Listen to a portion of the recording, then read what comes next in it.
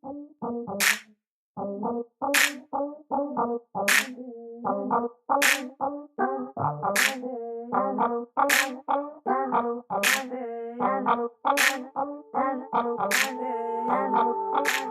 and welcome to Be More Now.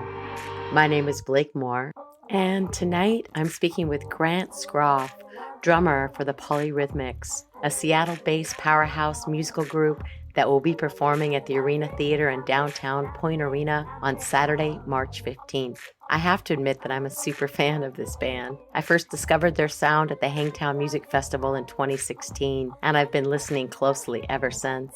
The Polyrhythmic sound originated in Seattle's underground deep funk scene, combining impossibly tight grooves with bold brass and hypnotic percussion that showcased elements of R&B, progressive jazz, and Afrobeat, which defined the instrumental group's early era sound. Now, in their 13th year as a recording project and touring ensemble, the band's sound continues to evolve, following 7 full-length albums, several EPs, and live releases.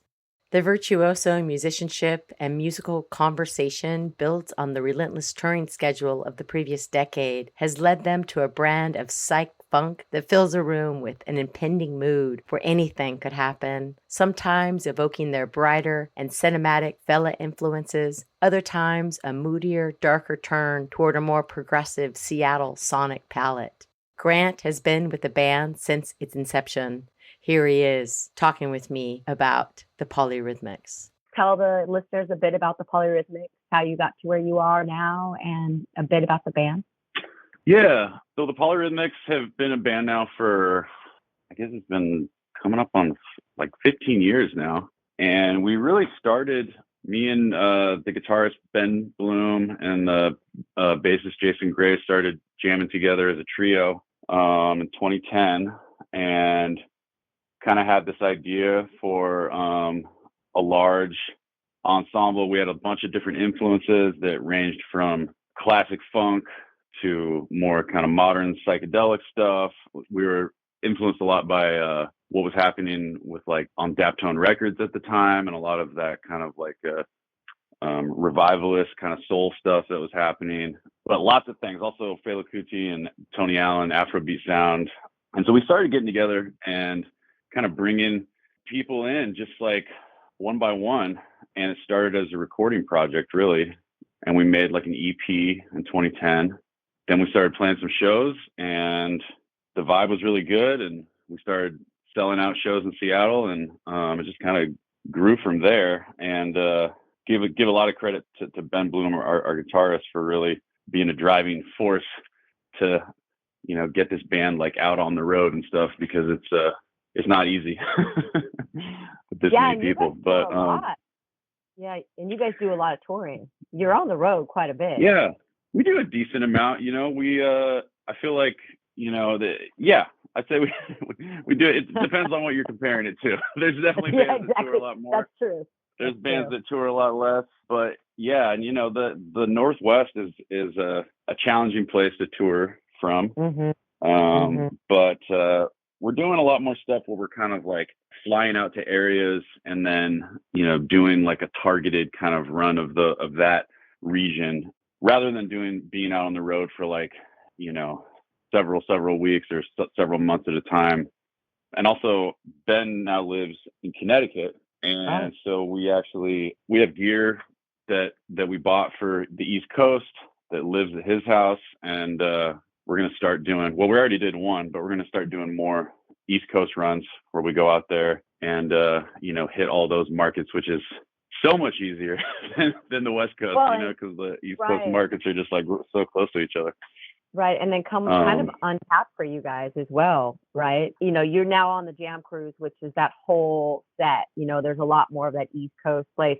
It's interesting because I've done the Jam Cruise a number of times, and I was always, when they asked what bands I recommended, I always said the Polyrhythmics. And then you guys finally came in the Jam Cruise. I've been injured, so I have yet to see you on the boat, but it's been so great because I've been bragging about you guys for so long, and the people come to me, have you heard of this band? I'm like, yeah, I've been telling you about this band for a number of years now. So I think it's really great because your music needs to be heard. Thank you. So amazing. Yeah. Thank you so much. Yeah. So you weren't there this Oh, I wasn't last there week, this last one. No, nor last year either. So I've missed the last two. But it's funny because you just we were there the year before last year. Yeah. I think we were there. Yeah. That was the first one we did. Yeah, that was your first year, and then you've been there. You've been there the last 3 years, right? No, so we did 2 years ago, and we did this year. So we've done it twice. Oh, okay. There you go. All right. Yeah, So, yeah. but thank you for being one of those people that I appreciate it. I think I first saw you guys. I think it was at Hangtown Music Festival, and you guys were playing the late night Sunday night, and it was years ago. And it was like 4 days of a music festival. The end of the show, and we were just kind of thinking, oh, it's going to be mellow. And I remember standing in the front center middle, just going, "What is happening? I love this!" And I've been nice. I am a bit of a super fan. I will admit it. I have a convertible and, I live here on Highway 1 and I just love your music and I drive a lot to the music and I even keep a little set of castanets in my car and I cling along as I'm driving and I find that with your songs, it's really funny, but there's so many layers to the musical conversation. I can listen to a song multiple times and hear something new all the time. And that's what I love about your music. And I believe that layering, the fact that you guys always keep that pocket, but then you can go off in so many directions. And I mean, you're the drummer, so I know that you have a lot to do with that. It never loses its groove. It stays solid. Thank you. Yeah, you're welcome. I mean, I have before Spotify, and plus we don't always have cellular service while we're driving on the coast. So I just have a 6-hour playlist on my phone. Every time you do something new, I throw another song on my Apple Music. So I can really just do nothing but listen to nice. music. And so I really love your music. So I'm done gushing. No, please continue. So one thing, you just released a new song, Mayo Kanyaya. Is that what it is? Is that how you pronounce it? I think it's pronounced Mayo Kanyeo, yeah. Mayo Kanyeo. Well, it's such a New Orleans meter song. It really has that meter to it. It's that simple George Porter heavy bass and then the Hammond and that crazy ripple. How did that song come about? Because I definitely wonder if with Jam Cruise and all the New Orleans players, is that influencing some of your sound? Well, yeah, I mean, absolutely. Like even before we got on Jam Cruise, we did several after hours or late night jazz fest performances, like where they have music at the different clubs in New Orleans during Jazz Fest. I think we did that like 3 different, like that's been a huge inspiration. But then of course, even before we were able to do that, all of us grew up on that music. Oh, yeah. And, it's funny you're talking about how you think our music is great driving music, which is cool. I feel like a lot of stuff, at least stuff that I write and stuff in the, like when I'm writing grooves and stuff like that, gets written when I'm driving. And that tune, the main riff on that, like I was thinking I was actually driving from Seattle to Portland by myself and it was like pouring down rain and that was just it just popped in my head. And, I do a lot of like where whenever things just kind of pop into my head, I kind of sing them into my voice memo on my phone. And then I had this other thing that the outro groove so the beginning of the song very much has that kind of, a more New Orleans-y type groove and specifically drum beat to it. But then I had this other thing that's the outro of the song. That was another idea that was more of like a straight up like Washington DC style go-go, kind of inspired by like Chuck Brown. Go-go brass funk. Yeah, I got that. Mm-hmm. Yeah, totally. And so I just wanted to kind of merge those together and kind of take some of the rhythmic aspects of both and kind of interweave them a little bit.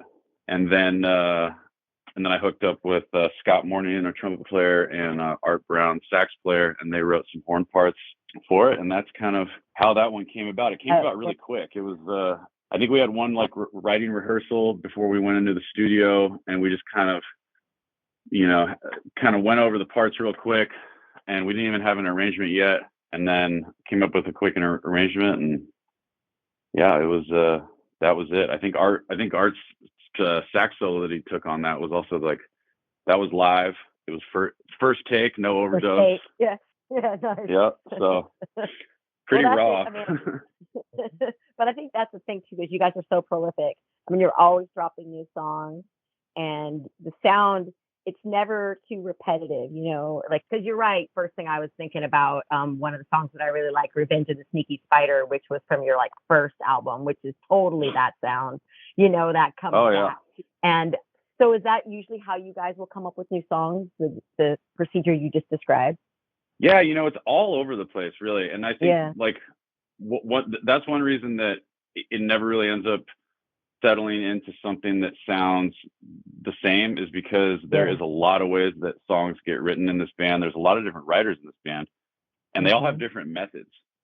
Like some people, the way that they want to write a tune is they want to, bring in, a riff or a groove and kind of workshop it and spend time, developing it. There's some writers that will write, an entire tune that's writing all the parts, and then, it'll all be arranged and everything, and then bring it in, and it's all charted out and everything. And so really you have kind of like, it's a wide spectrum of how tunes get written. And then really it's like they evolve a lot once we start playing them live. So we haven't even started playing Meo Caneo live yet. I think we're probably going to play it, hopefully, on this next run through California. But like that tune is going to probably change a lot. Like just it goes the filter of everyone. The blender that everyone adds their parts, and then it shifts. And that's the thing where it feels like a musical conversation. You don't feel like, here we are, we're going to go through our motions and do our parts. There's just a constant flow and feeling. Even in the recorded music, I still can hear that collaborative aspect that I think makes your music so interesting. So yeah. And then you have all these other influences. And there's one song that you dropped. It was September of 2024, and it was called "Give a Crippled Crab a Crutch." And it's so funny because I injured myself and I was using crutches when you came out with that song, and I'm a dancer, and I'm like, what is happening? So I felt like you guys were talking to me. So thank you for that. Yes. That was a tune written by Scott Morning, our trumpet player, and he always comes up with the most interesting names for tunes. Well, do you know why? And that's actually a really old. Why he called it that? Well, so getting into the subject of like why our songs are called what they are is a tough one to answer, because we don't really like, we have a lot of silly names, and I think we don't really take ourselves too seriously. Sometimes it's hard in instrumental music to really have, like, I think sometimes there are thoughtful names that's like, okay, this really kind of encompasses like a theme or something, of why it was written. Like, for example, the song Octagon, that was a tune that I wrote, and the whole thing was based around me fighting a cheetah in an octagon. And all the movements in the song actually are supposed to be like, like these different parts of the fight that would happen, which is a completely ludicrous and stupid idea. But at the time, like 10 years ago, I thought it was funny and I thought it was interesting. But like, there's also a lot of songs that just get named because we have like a rule that like, if you bring in something, even if it's not done, if you don't have a name for it, then it'll get named for you. Yeah. So there's kind of like, a lot of times it'll be like, oh, we don't have a name for it. Someone will just yell something out and maybe that will stick. I don't know exactly why that particular tune was called "Give a Crippled Crab a Crutch." It could just be something that Scott found amusing at the time. Well, I did dance in my seat.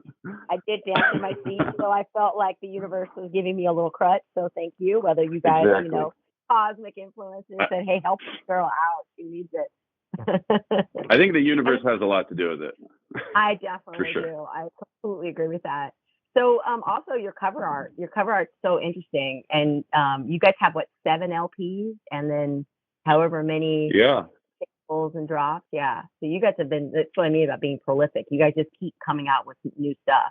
Yeah. We try to, we work hard and try to keep things happening. And with the cover art, well, there's the LP just has our logo on it, but everything else except for Fondue Party, which is the EP that we put out that has like a picture of like a 1970s fondue set, which we actually hired like a food designer or like a whatever they're like people that design food stuff for commercials. And it looked like. But every other piece of yeah, totally. I think she did a great job. I love that record cover. But every other cover that we've done, we've worked with the same artist from Portland. Her name's Julie Costanzo, or Costanzo.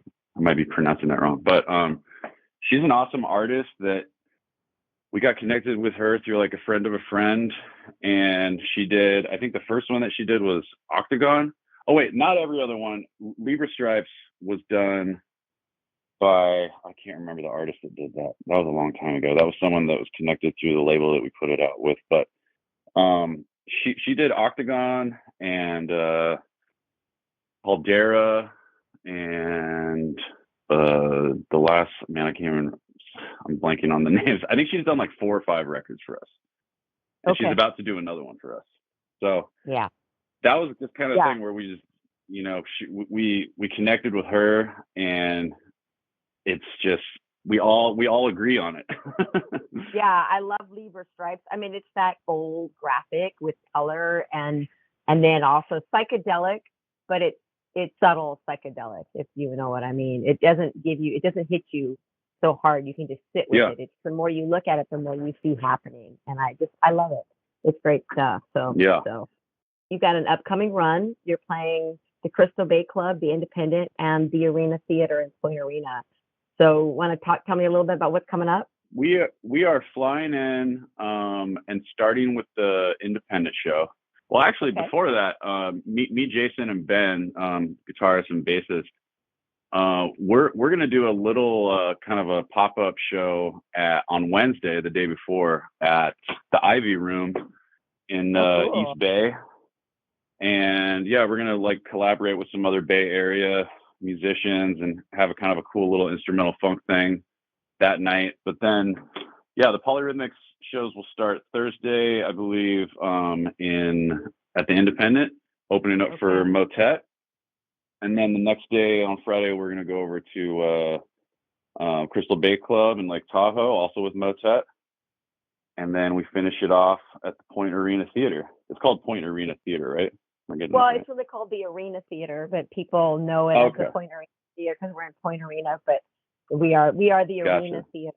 But go ahead and say Point Arena Theater because people know where that is, because that's why people are like, where's Arena? I don't know that town. And that show and that show is at 8:00, and you guys are going to have an opening band for that show also, Flowstone. Awesome. We're all really looking forward to the show. So I'm really excited. Yeah. Just the drummer. No big role in the band. I'm just the drummer. I just make sure you guys don't wreck on the side of the road all the time. That's my job. Try my best. Try your best. Well, you do a great job. I'm really looking forward to hearing you guys play, seeing you live at our little Arena Theater in downtown Point Arena.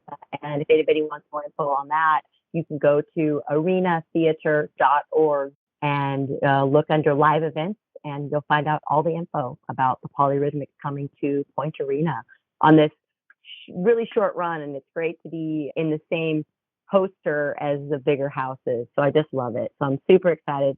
We were supposed to have the Polyrhythmics play at the Arena Theater in November of 2020, and then again in February of 2021. And we've been trying to make this date ever since. And I've been injured, so I've been really pushing myself to get better so I could dance to the show, and I'm doing a lot better. So I'm excited to be able to stand up and actually dance. So I'm really looking forward to hearing you guys play live. So thank you so much for taking the time, Grant. Yeah. Absolutely. Thank you for having me.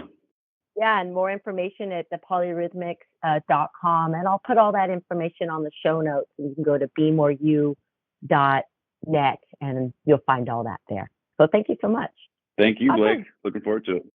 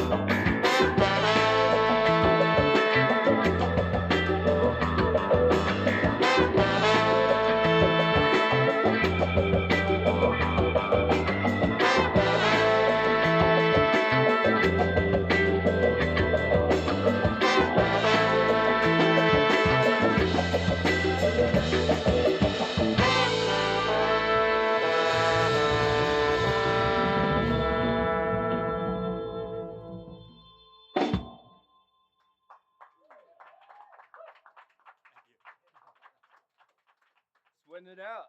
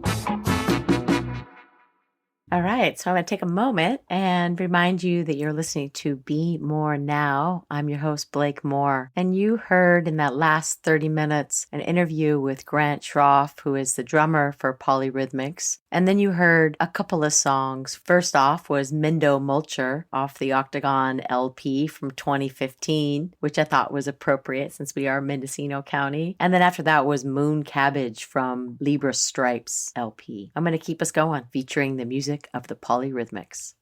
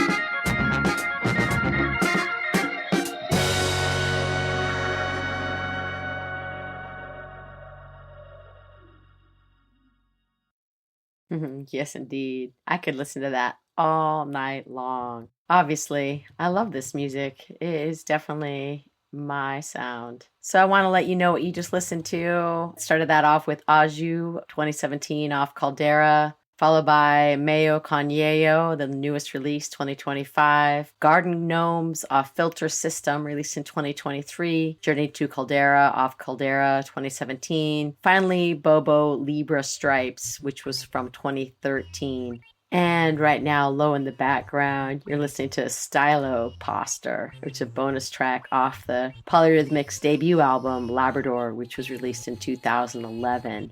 So you've been listening to Be More Now. I'm your host, Blake Moore. I started the show off speaking with Grant Scroff, drummer for the Polyrhythmics, and then I played Polyrhythmics music. Wanted to give you a selection from the year, so I really tried to vary it because there's a lot of diversity in the Polyrhythmic sound. They're going to be live on the coast on the 15th of March. If you want to know more about that show, you can head to arenatheater.org.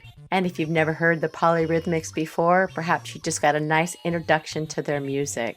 So thanks so much for listening, everyone. I want you to stay tuned. Up next is W. Dan and the Treehouse right here on KZYX. And yeah, hope you are enjoying this start of spring. Pretty soon we're going to get our clocks back to normal and enjoy a lot more light in the day and light in all of our lives. Yeah, let's do it. Have a good evening.